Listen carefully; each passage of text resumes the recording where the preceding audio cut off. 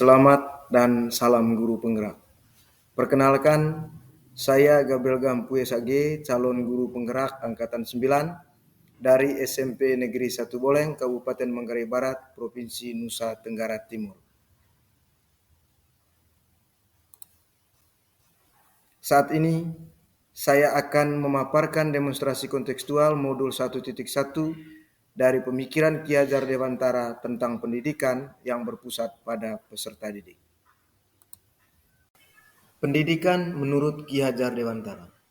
Pengertian pendidikan menurut Ki Hajar Dewantara adalah upaya untuk memajukan bertumbuhnya pendidikan budi pekerti, kekuatan batin dan budi pekerti, pikiran, serta tubuh anak. Pendidikan bukan hanya sekedar memberikan pengetahuan dan keterampilan saja, tetapi juga melibatkan pembentukan karakter dan moral peserta didik agar menjadi manusia yang lebih baik. Konsep pendidikan menurut Ki Hajar Dewantara adalah pendidikan yang holistik, di mana peserta didik dibentuk menjadi insan yang berkembang secara utuh, meliputi olah rasio, olah rasa, olah jiwa, dan olahraga melalui proses pembelajaran dan lainnya yang berpusat pada peserta didik dan dilaksanakan dalam suasana penuh keterbukaan, kebebasan, serta menyenangkan. Konsep pendidikan itu tertuang dalam 5 dasar pendidikan, yaitu yang pertama, kemerdekaan. Pendidikan harus memberikan kesempatan bagi peserta didik untuk mengembangkan bakat dan minat serta secara bebas tanpa ada tekanan. Yang kedua, kodrat alam. Manusia harus memahami kodrat alam sebagai bagian dari pembentukan karakter yang seimbang, baik spiritual, sosial, fisik, intelektual, dan emosional. Yang ketiga, kebudayaan.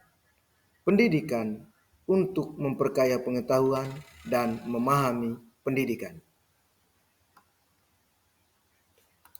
Yang keempat, kebangsaan. Pendidikan harus mengembangkan kesadaran dan rasa tanggung jawab terhadap negara dan bangsa. Yang kelima, kemanusiaan. Pendidikan harus membantu manusia mengembangkan nilai-nilai kemanusiaan seperti kejujuran, kasih sayang, kerjasama, dan solidaritas.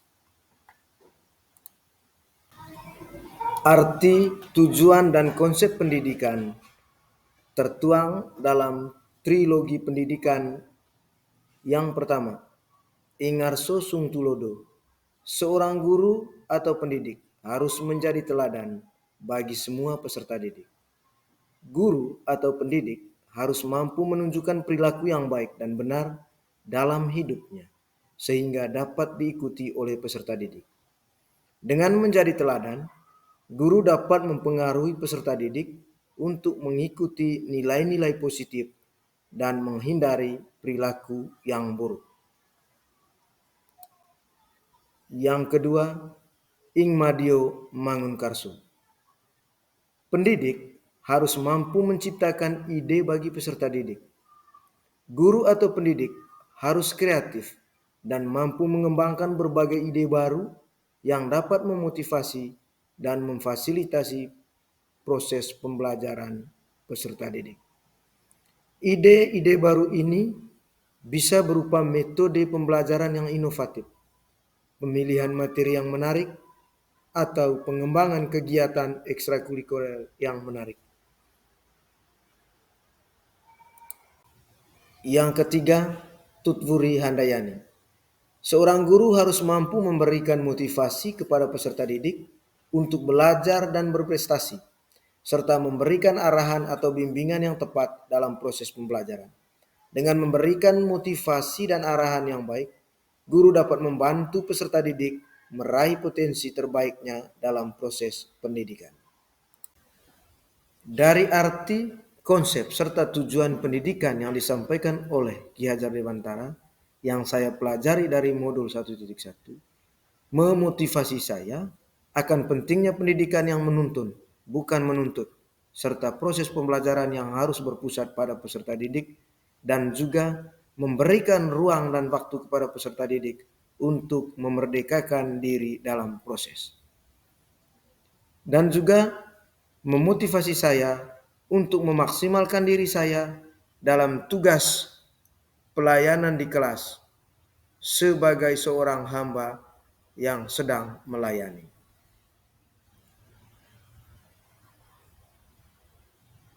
Namun, dalam tataran pelaksanaan proses pembelajaran, guru belum mampu memahami secara sempurna tentang pemikiran Ki Hajar Dewantara. Hal itu merupakan tantangan bagi guru. Tantangan tersebut antara lain: 1. Kurangnya minat dari peserta didik dalam mengikuti berbagai macam program sekolah. Yang kedua, masih kurangnya kemampuan guru dalam memahami pemikiran Ki Hajar Dewantara yang bersifat menyeluruh. Namun strategi yang saya buat untuk mengatasi tantangan tersebut, yang pertama, kenali peserta didik dengan baik melalui karakter, kemampuan individu, serta bakat. Yang kedua, menyiapkan bahan ajar yang menyenangkan, dan bahan ajar yang disiapkan harus relevansi dengan dunia nyata. Yang ketiga, guru harus memilih metode pembelajaran yang sesuai dengan latar belakang peserta didik. Dan yang keempat, guru harus berperan aktif dalam mengikuti berbagai macam pelatihan dan webinar. Demikian pemaparan demonstrasi kontekstual yang saya buat, dan marilah kita selalu gemakan moto, nyalakan pelita, terangkan cita-cita, dan habiskanlah dirimu demi untuk menerangi anak bangsa. Salam Guru Penggerak Angkatan 9.